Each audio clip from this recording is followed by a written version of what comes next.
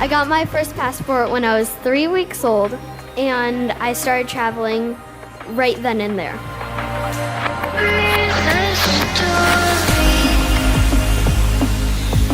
What do you want to be when you grow up? I didn't get asked that question. I got asked, what do you want to be now? Look at me, I'm a designer and I'm only 10. It's a shock to me too. I can. I want to inspire everyone here. I just want to say, be unstoppable. Yeah, awesome.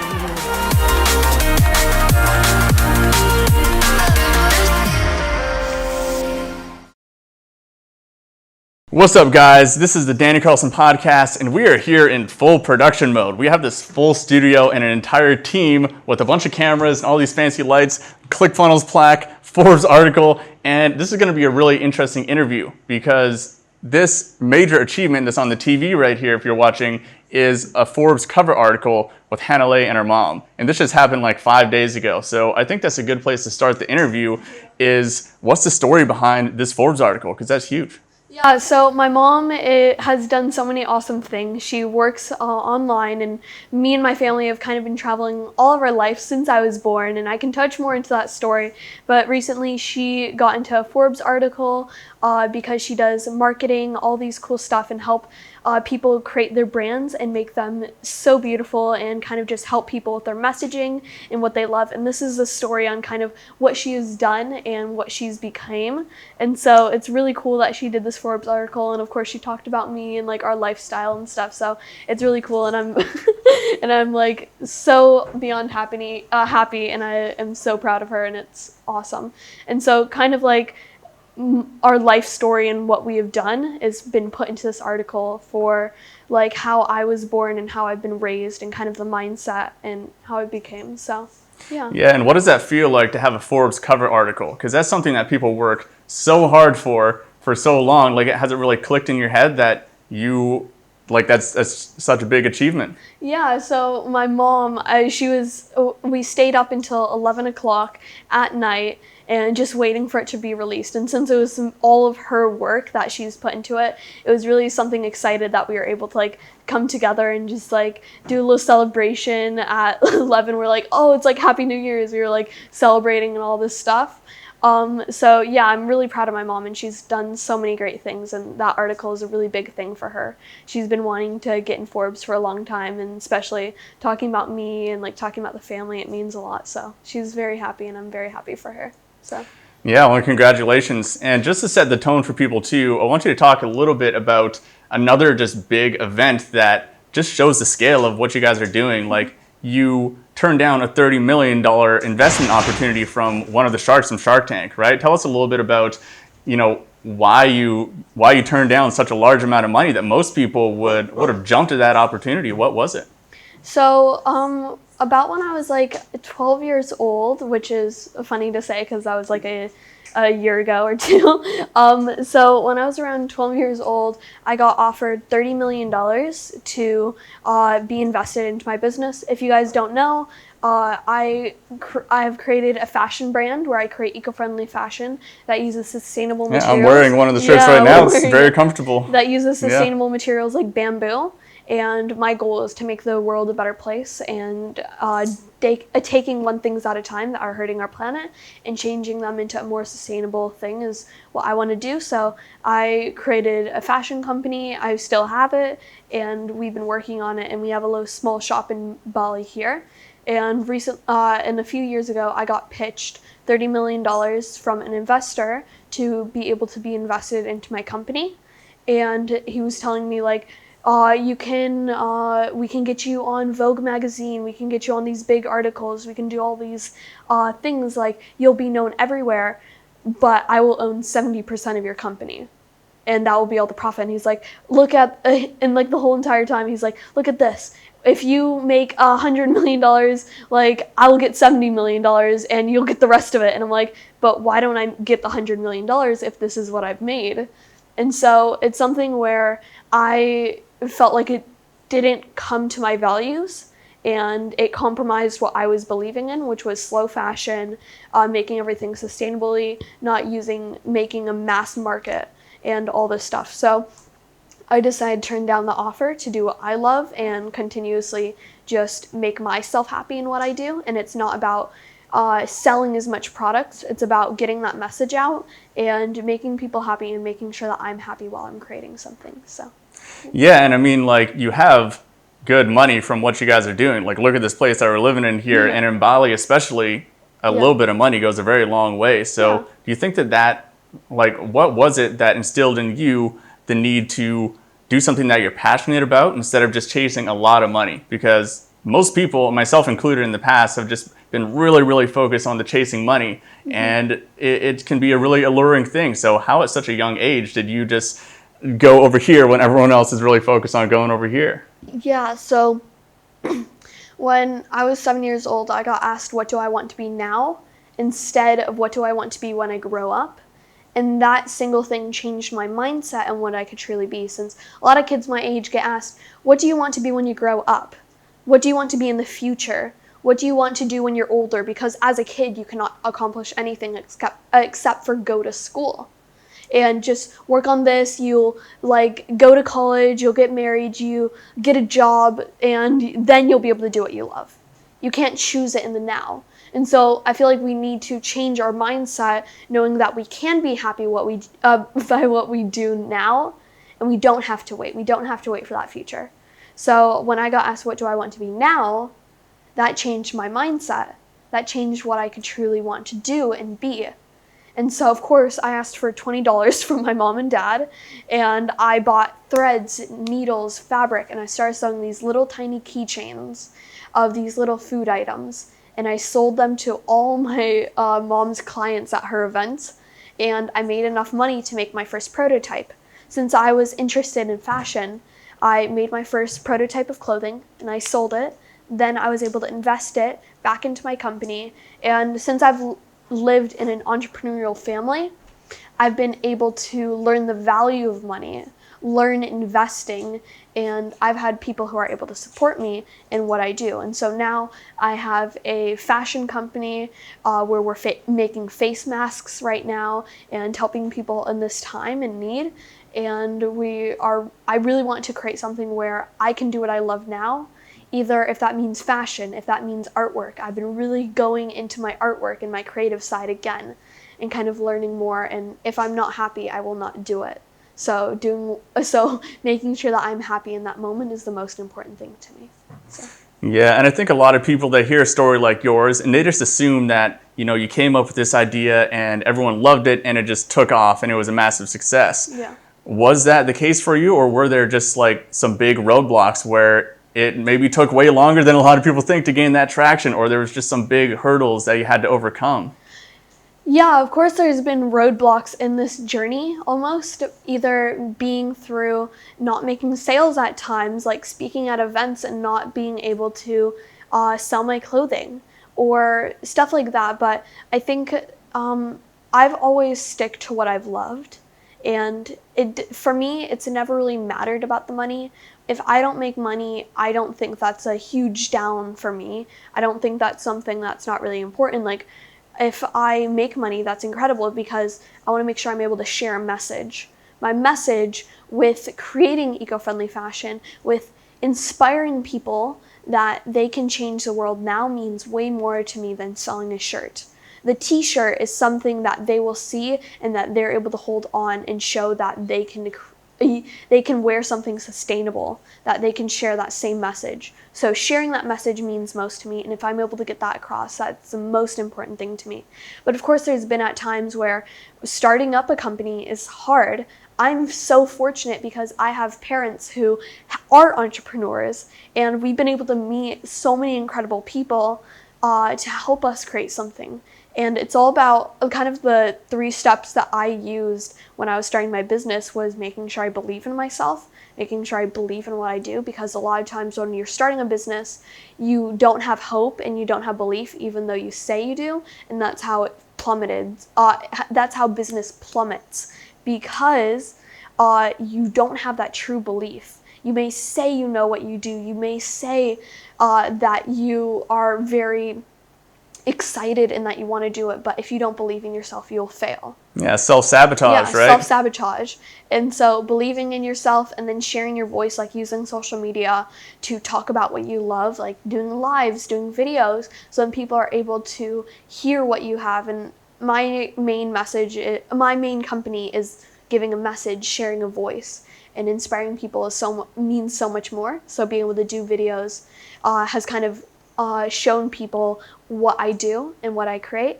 And so then finally creating a dream team, creating a group of people that are willing to support you, that can help you, and that you're able to help them. And I've created my dream team who make all my clothing. My mom and dad are in my dream team. They have supported me for so long. And so that's kind of how I look at everything. So, yeah. And what's it like to have entrepreneurial parents that are in your corner being your mentors? Like, that's something that I really wish I had when I was younger, is I didn't really even open my eyes to the opportunity of entrepreneurship until I was probably about 24. And before that, I just had all these misconceptions about what business was. It was, it was super expensive to start a business. It was, you had to be cutthroat and ruthless to start a business, you had to have no life, and all of these things that just aren't true in today's online world. So what was it like growing up literally from day one with entrepreneurial parents that were instilling entrepreneurial values in you? Well, really, to me, it's just a normal life because I've never experienced life in another way.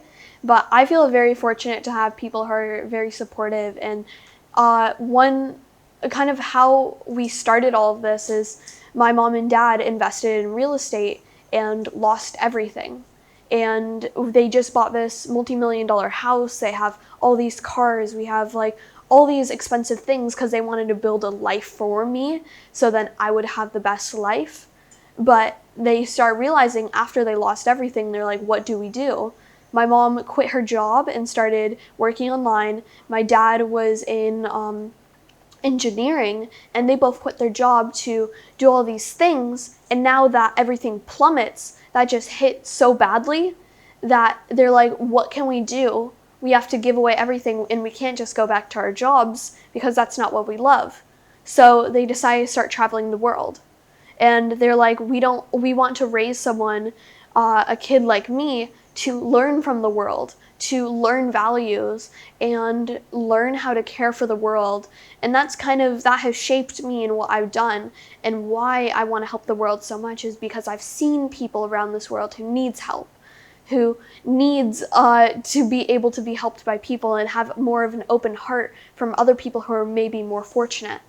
So really, I think it was definitely fortunate for me because it has opened my mind to so many unique things where now I'm able to share it. Like, I have a book now where I talk about my entrepreneurial values, like having kids start their own business now. It doesn't even mean starting a business. It just means instilling that thought in your mind that you can do what you love and that you don't have to work for a job that you won't be happy in.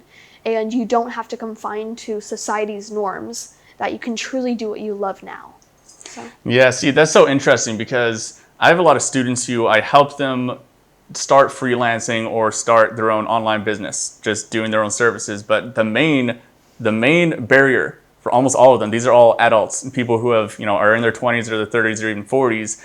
And the main barrier is just shifting that mental pattern in their brain that this is a viable option for me. I can actually do this. I can actually make this happen.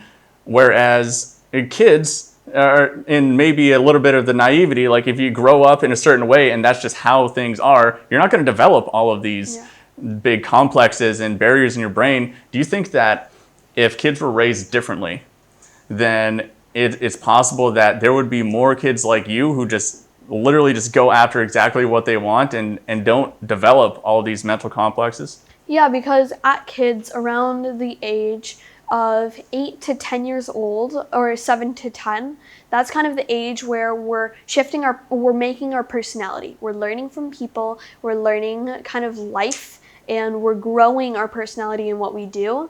And so when we start to see people who, like parents that are sad at their jobs, that are arguing every night, that have people in their schools that are gossiping, doing all these things, we start to think that's normal. And so we start building our personality off of that, knowing that it's okay to be mad. Like, you're not supposed to do what you love. You're supposed to be sad, and that's how life goes. If we are raised in a way where we are shown kindness, we are shown to make decisions, and like my mom, when she was growing up, her dad like told her, like, your kids are supposed to be seen, not heard, but instead giving kids that voice, so then they're able to do what they love and make their own decisions. One thing that my mom and dad really wanted to make sure with me is that I was able to make my own decisions and do what I love.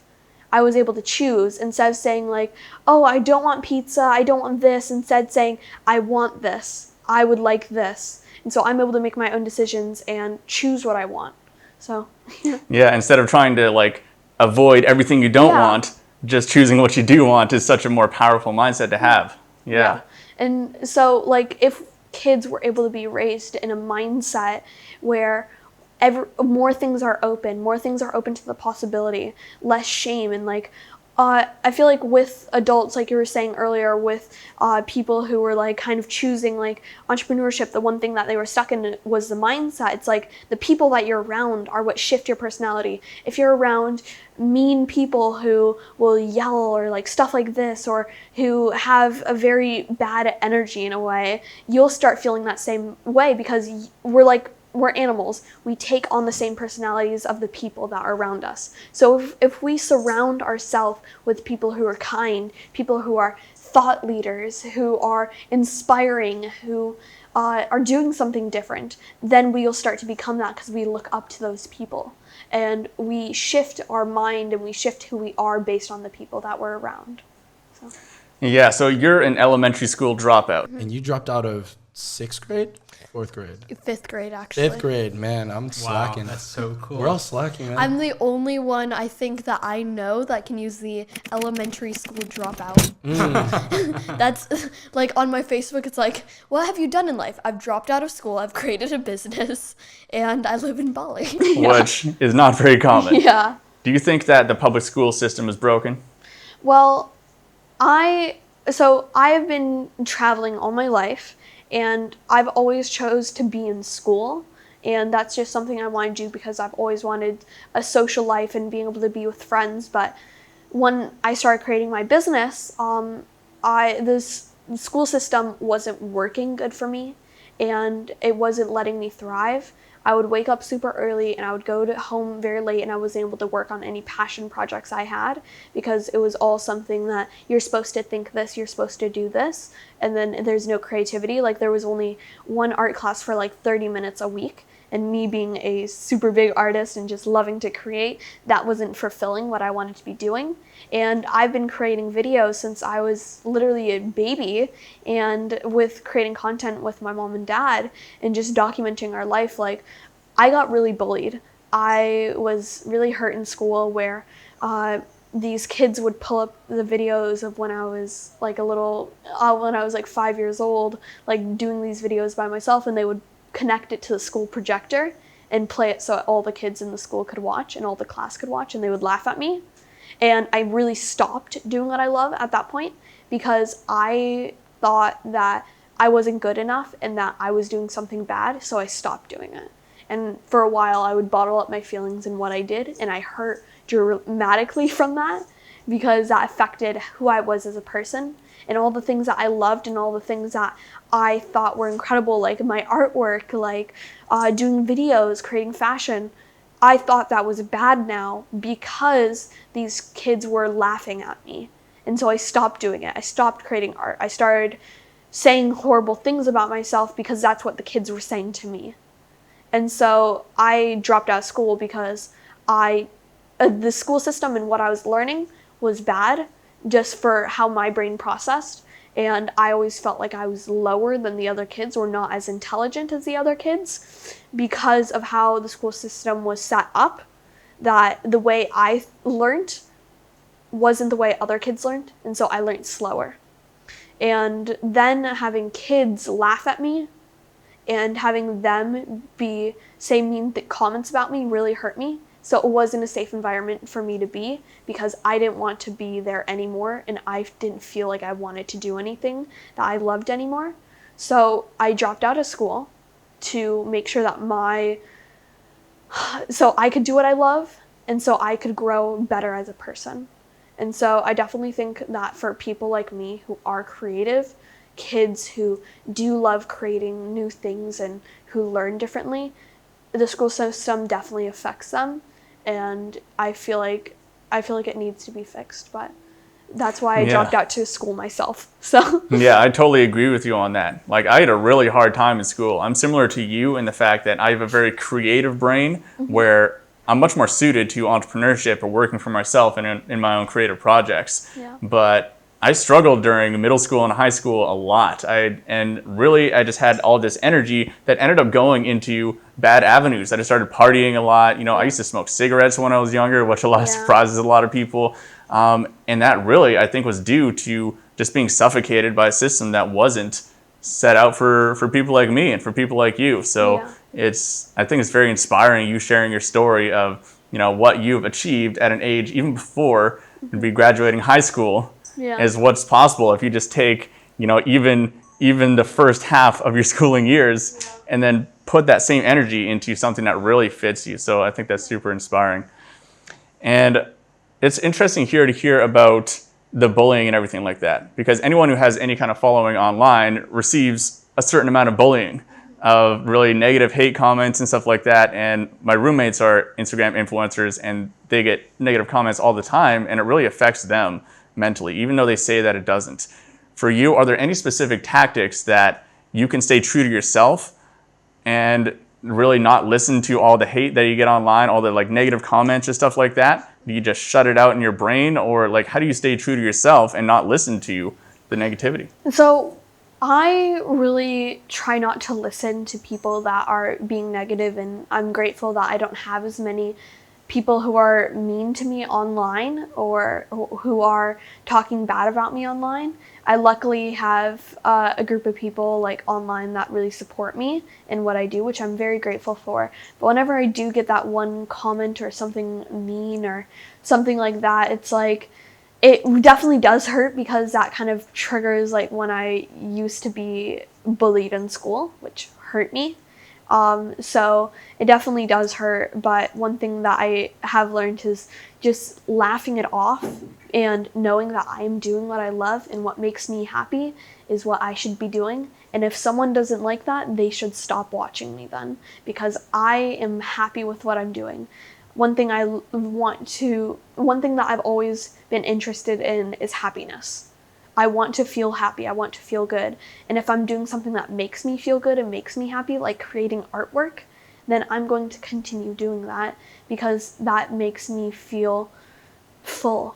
And one little thing that my dad taught me to be funny, whenever someone does a mean comment or something, I'll be like, please, can you tell me more? And either two things will happen, is they'll kind of not respond, or they'll kind of not talk. If they leave a really nasty comment, I'll be like, please, can you tell me more? I'm very interested in what you're saying. And they'll either just ghost it and not talk about it or not do anything, or they'll be like, I don't like you. And I'm like, okay, great. Can you tell me more of the reasons why you don't like me? And then they'll have to start thinking, they're actually maybe I said a few things that wasn't very nice, and I'm sorry for that, because they start actually watching me more and they learn what I do. So those are the two, that's the one thing that I use, which I always find hilarious, but I'm very grateful to have many people that support me more, so. Yeah, that's a really great tactic. And, comments, whether they're negative or positive, are good for your social media algorithms anyways. Respond to all of the hate comments, and you keep them commenting over and over again. It's perfect.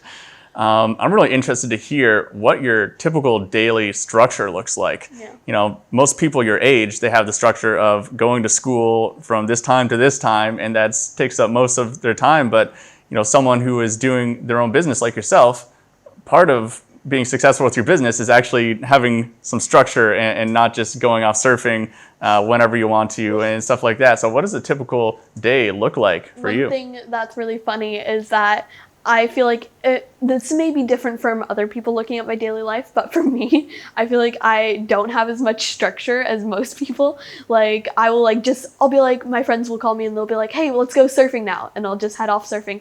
But really, this is just me thinking that that's funny. But anyways, my daily life kind of starts off with me waking up in the morning. Every single morning I make a smoothie bowl, so I'm able to get nutrition in my body and able to start my morning. And then I'll kind of write down the things that I need to get done, either interviews I have, tasks I have. Should I do a video today? Should I create artwork? And it's either improving, like my daily stuff is improving on what I do, either creating, like creation in school.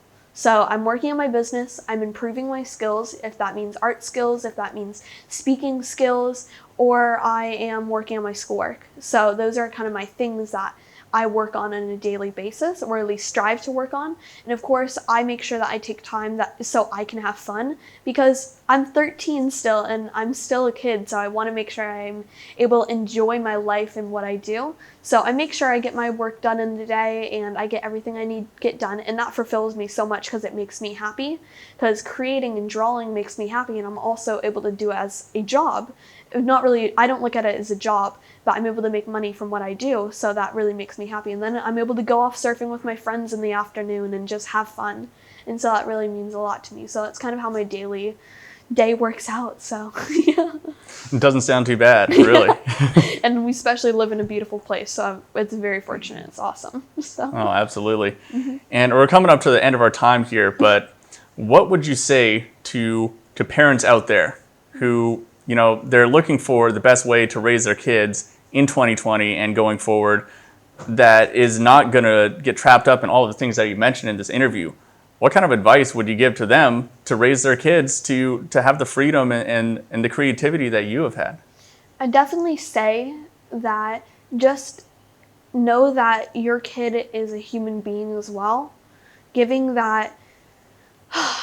a way of like introducing, like, you get to choose what you are. You get to choose what you want to do. And even asking them, like, what do you want to be now instead of what do you want to be when you grow up? Instilling that thought in your mind that you can do so many incredible things, and leading them to inspiration and just something where they're able to choose. Like, if they want to draw all day, let them do that. They will figure it out, because kids are a lot smarter than you think. They will figure out what they want and what makes them happy. And just letting them have that choice will instill like what they want to do. And like and also a little shameless plug, I have my book where it's like how to be and raise an unstoppable kid now. And it's literally a book about how to raise a entrepreneurial kid, doing incredible things, and how to instill entrepreneurial values, like what is happiness, like all this stuff. And I can even show a few pages. I illustrated most of it.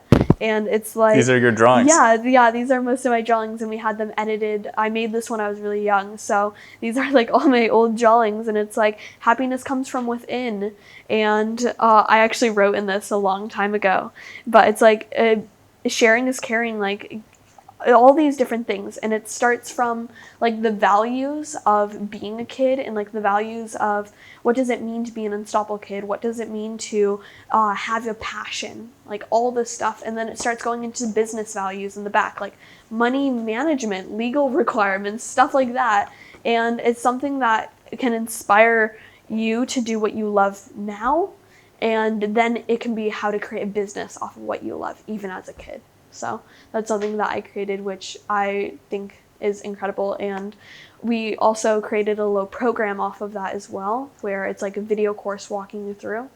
Is it for the context of parents, or directed towards kids, or for both? It's for both. So then the parents are able to learn and grow, and the kids are able to learn and grow, and it's something fun. And these are all of the lessons I've learned growing up and creating a business and creating something where I'm able to do what I love. And even just creating positive reinforcement with your kids, having genuine conversations about what they like, taking interest, and really being there for them, and like letting them choose what they want, letting them choose what they want to do, and showing that really genuine human interaction with them. So, yeah. That's amazing. And my final question for you is the same question, but for the context of any kids. You know, any kids age 18 to 15 who they really resonate with you and they aspire to do the things that you've done, but their parents maybe are not on the same page. What advice would you give to those kids? I would say just find a group of people that do support you, because you may not have a group of people that support you now. Find people that you're, like the 3 steps I told earlier was, if you want to start a business, make sure you believe in yourself. Make sure you're really able to like trust yourself in what you're doing and knowing that what you're doing is right. Find a group of people that really inspire you. Reach out to big people online that make you happy, that inspire you in what you do. And like create that dream team. Find the people that will support you, because there's some people that won't. Build up that confidence, share your voice, talk about it online, and share your message. And so that's kind of what I would say. And just know that you can do what you love now and that you don't have to wait. So, yeah. Well, that is incredible. That is an excellent note to end the interview on. And I just want to say that it's really inspiring what you were doing. And the path that you're on, I think, is really going to help inspire a lot of people into how to raise children in the next generation with how the world is changing, right? Yeah. I agree with you on so many of the points that you mentioned, and you're one of the stronger, more well-spoken voices that is speaking about this. So thank you so much for sharing with the audience. Thank you so much. And for the audience all out there, don't forget to be unstoppable. So. Yeah, and where should they reach out to you? Should they follow you on social media? Like, where are the places they should reach out if they want to learn more? So I have an Instagram, my name, Hanalei Swan, where you're able to find me. And then I have my online shop and my website, which is called HanaleisSwan.com, where you're able to find more information about me. And of course, my main Instagram is where I'm most active and where you're able to find me the most. And if you wanted to interact with me online and social media, either through my lives or through my posts, you can reach out to me there. So, yeah. Awesome. Well, thank you so much for your time, Hanalei. Thank you. And guys, all of those links will be in the show notes at dannycarlson.co/podcast. You can check all of that out there. And I highly recommend that you follow Hanalei and the amazing work that her and the Unstoppable family are doing. It's really incredible stuff. So thank you so much for joining us, and we'll see you guys next time. Thank you. Woo. Woo! The first day of school is always the scariest. And I do this at least twice a year. I was 1 year old when I started traveling. First stop, Hanalei Bay, Hawaii. That's where I got my name. I'm Hanalei Swan. Since then, I've lived and went to school in Panama, Peru, Brazil, Mexico, and Morocco. And now, I live here in Bali, Indonesia. Life's pretty good here. I made friends from all around the world. My dad surfs, my mom writes, I have 1 cat, 2 rescue dogs, and a house full of geckos. I go to the beach a lot. Every day is a new adventure. Happy birthday. With new friends, new sights, and new lessons. I get to do all this because my parents work online. My mom and dad speak all over the world, and I get to go with them. And once in a while, I even speak. I'd like to encourage people to feel confident, happy, healthy, and beautiful, like how we need to feel on a first day of school. A lot of people deal with fear in their life, and unfortunately, there's no quick way to go through it. But for me, a beautiful dress can make anyone feel powerful. My passion has always been art and design. Traveling this much has definitely introduced me to styles, textiles, colors, and designs. From the poyeras of Panama to the Moroccan caftans to the Balinese kabayas and the Hawaiian sarongs, the list goes on. I get inspired by it all. Then I design. And then one night I met Karen. I showed her my designs, and she said they should be more than just drawings. They need to be real. And that's what brought us right here, the real creation mode. 10 designs inspired by 25 different countries and 6 continents, and 1 girl who refuses to be afraid anymore. My goal has always been to help people, and that's exactly what this collection will do. It'll make people happy. Everyone involved is doing it out of love, and everyone who has the chance to wear them will feel unstoppable. And now I think it's time for you to see them too.